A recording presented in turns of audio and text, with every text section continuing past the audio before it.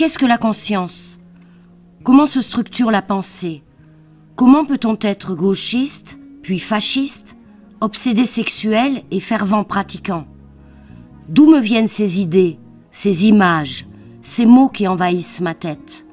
La complexité de la pensée et du comportement humain est vraiment surprenante et semble étonnamment malléable. Ce que l'on sait, c'est que la conscience est liée au phénomène de la pensée et qu'elle est liée à la notion d'existence. Autrement dit, on ne sait pas grand-chose de la conscience. Descartes a bien dit qu'il existait parce qu'il pensait. Mais comment pensait-il? Ça, c'est un autre problème. On sait que la conscience se construit progressivement et qu'elle est liée à notre entourage.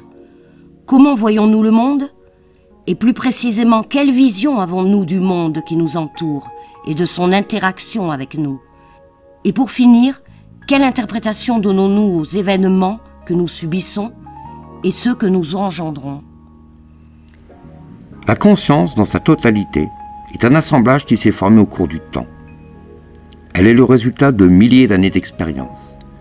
Elle est faite des inflexions raciales, culturelles, sociales, transmises par l'éducation. La somme de tout cela est la conscience. Si vous observez votre propre psychisme, vous vous rendez compte que la conscience est toujours duale. Elle comprend l'observateur et l'observé. Quand on constate l'état du monde en général et de notre société occidentale, on est en droit de se poser une question. Comment peut-on faire croire tout et n'importe quoi aux individus?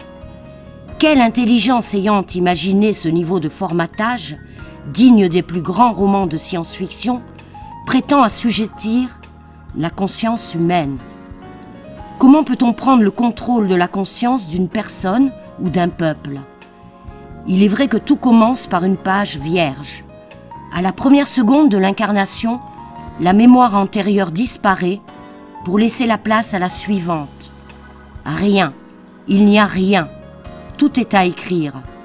Tout commence par un zéro. Être un zéro veut dire en réalité ne pas être parvenu à devenir un être autonome et indépendant depuis la naissance, ou bien, au sens spirituel, ne pas être conscient de sa force spirituelle individuelle, ne pas avoir découvert les véritables capacités de l'homme. On peut constater que les hommes sont à peu de choses près un tel zéro d'une manière ou d'une autre. Dans le tarot, le zéro est démontré comme un arlequin ou un sceau dans lequel demeure cachée l'éternelle force spirituelle. La première référence, c'est la famille, et c'est aussi le premier facteur de développement de la conscience. En effet, selon votre origine, votre conscience suivra un formatage bien subtil, résultant lui-même de formatage de plusieurs générations. Que vous soyez issu d'un milieu musulman, catholique, juif, évangéliste, bouddhiste, évolutionniste, matérialiste, marxiste ou sataniste, votre vision première du monde qui vous entoure sera orientée.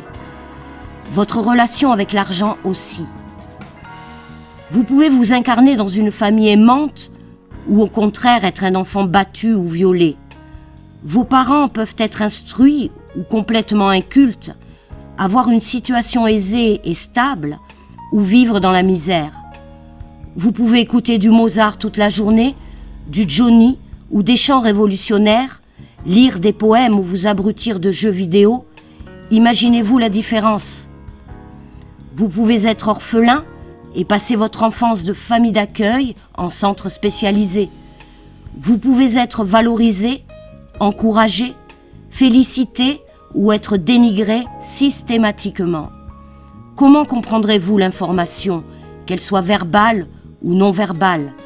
Comment l'intégrerez-vous dans votre conscience? Comment la traiterez-vous? Tout cela contribuera à vous forger un caractère et à vous donner un premier formatage, un premier vernis culturel. La part prise par la religion est énorme, car elle est intimement liée à la vie de famille. Et ne vous détrompez pas, tout le monde a sa religion. Et la religion conditionne l'être humain plus que tout le reste réuni. Si je nais juif, circoncis au 8e jour, ou musulman circoncis avant la puberté, l'impact de mon développement sera totalement différent et aura une influence sur mon psychisme et mon comportement. Les catholiques, les bouddhistes ou les évangélistes n'ont pas ce problème. Ils en ont d'autres. Les victimes de harcèlement, de viol ou des non-dits savent de quoi je parle. Le mot religion provient, selon la version officielle, du latin religare, qui signifie relier ou lier, relier les hommes entre eux et l'homme à Dieu. Mais il signifie surtout assujettir, dominer. Et ne riez pas si vous êtes matérialiste athée. C'est aussi une religion. Elle s'appelle le marxisme. Et vous croyez à l'évolution et au Big Bang. Et ce sont les juifs khazars qui l'ont inventé. Bien aidés en cela par les jésuites et son bras armé, la franc-maçonnerie.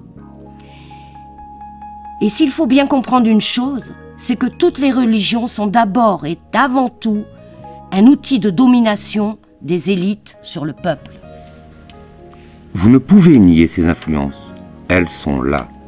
D'où qu'elles viennent, elles ne cessent de se déverser en vous, que vous en soyez conscient ou non, et de façonner, et donc de dominer votre esprit. L'expérience ne libère pas l'esprit. C'est la destruction de toutes les accumulations psychologiques qui est nécessaire. Les médias arrivent tout de suite après dans le grand développement de la conscience.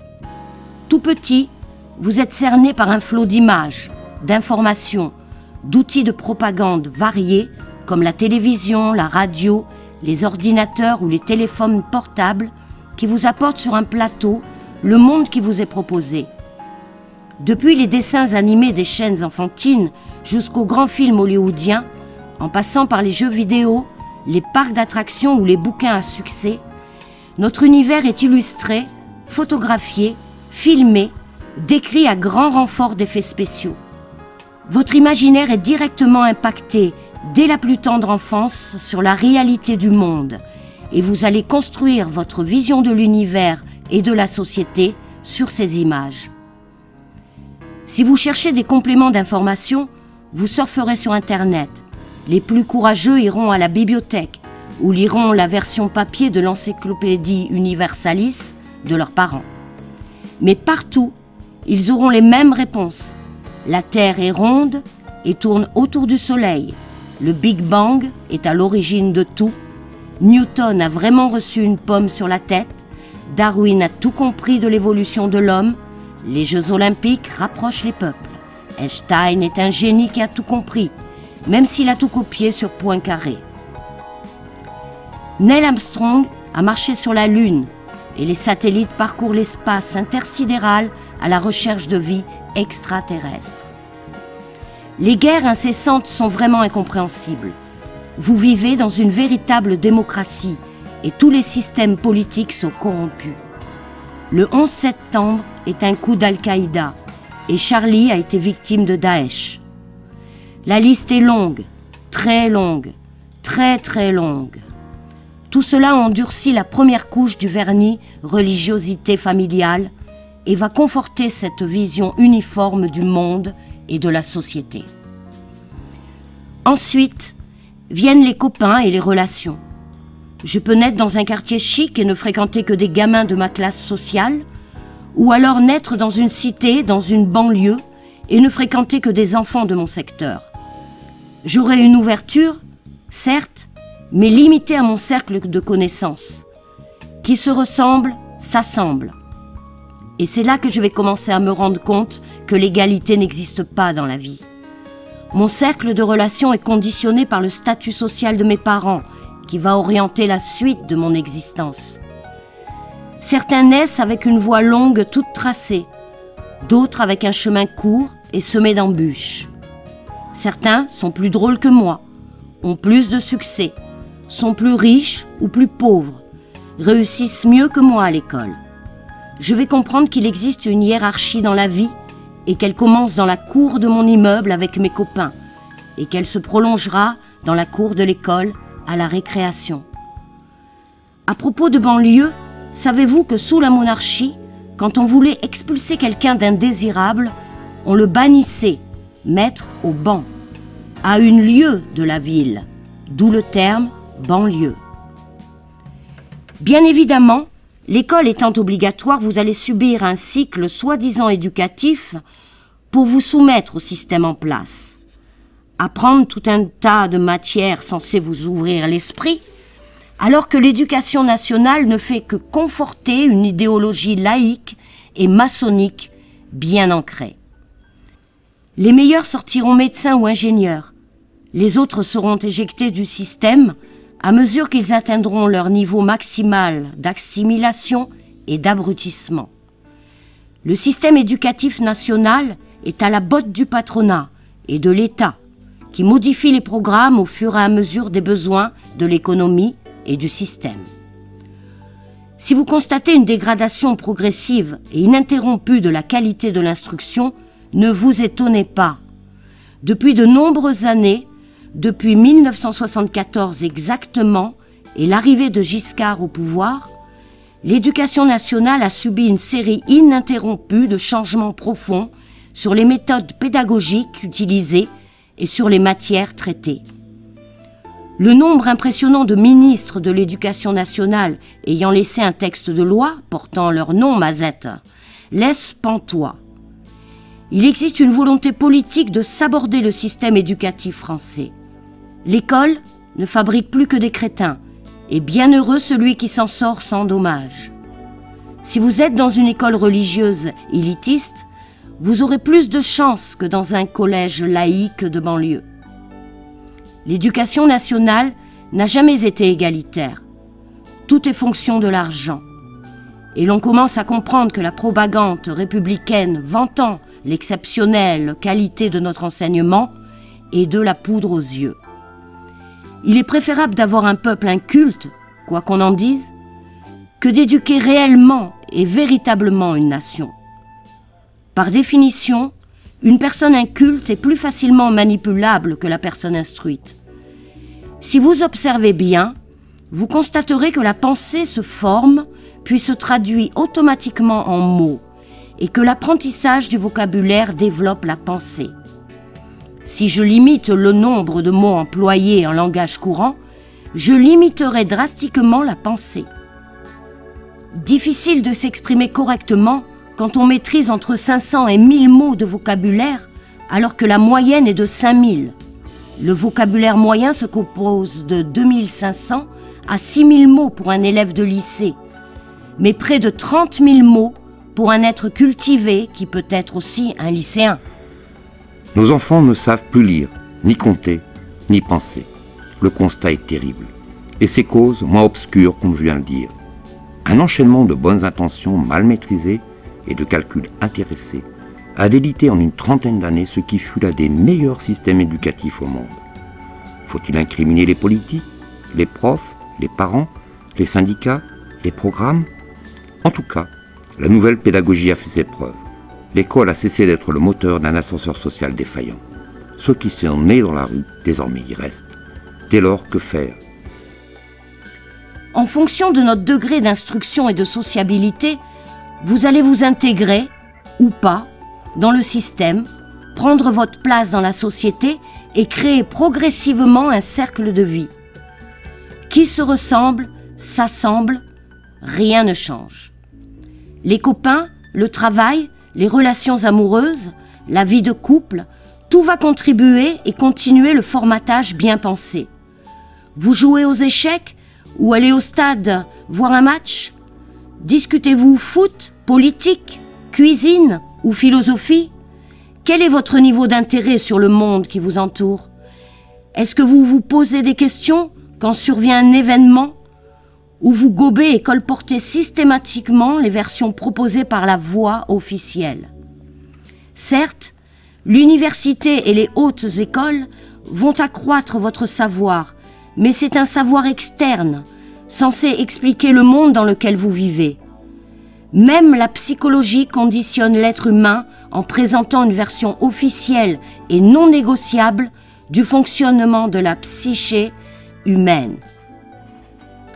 N'oublions pas que Freud, le fondateur de la psychanalyse, était avant tout cocaïnomane et que toute son œuvre est sous influence néfaste, s'affichant à l'inverse de tout ce que les traditions expliquaient.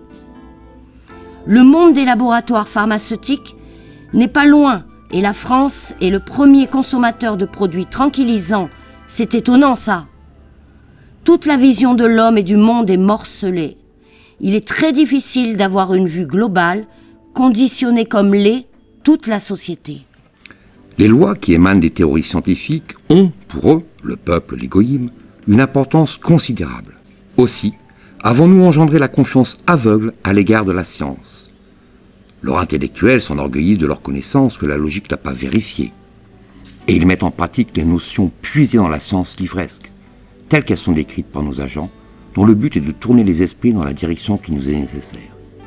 La musique ouvre les portes vers les dieux ou précipite l'homme dans les enfers en déstructurant ses champs électromagnétiques, liés à l'eau présente dans l'organisme humain.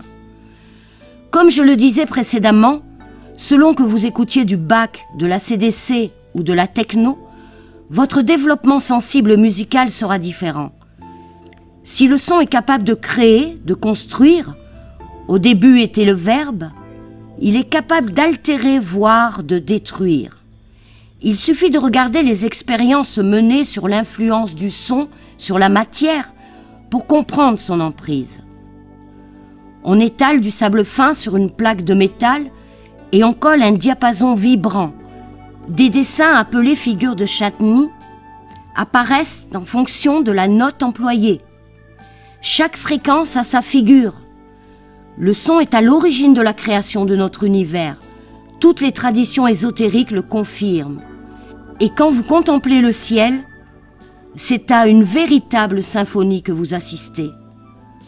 Pourquoi Joseph Goebbels, ministre du Reich à l'éducation nationale et à la propagande, a-t-il modifié la fréquence initiale du La de référence en 432 Hz pour la passer en 440 Hz, coupant de facto la synchronisation de la musique avec la fréquence de résonance de la Terre qui est de 8 Hz, en limitant le nombre d'harmoniques de 12 à 8 et créant des rapports entre les notes qui n'ont plus rien à voir avec la logique.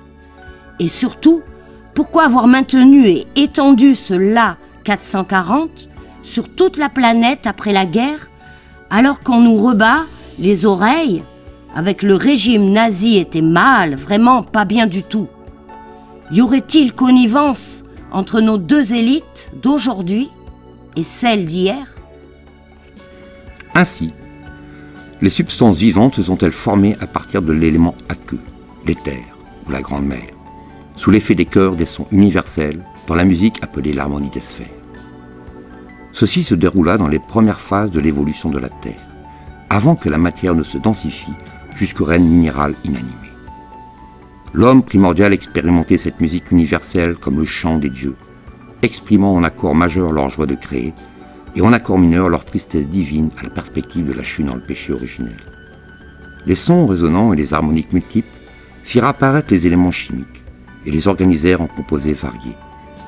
Lorsque la matière se densifia et se durcit, les harmonies se figèrent dans des rapports numériques fixes entre les éléments chimiques. La musique se cristallisa en chimie, s'exprimant exactement dans les harmonies du règne minéral inerte, avec ses innombrables formes de cristaux et ses combinaisons de substances obéissant strictement à des lois numériques.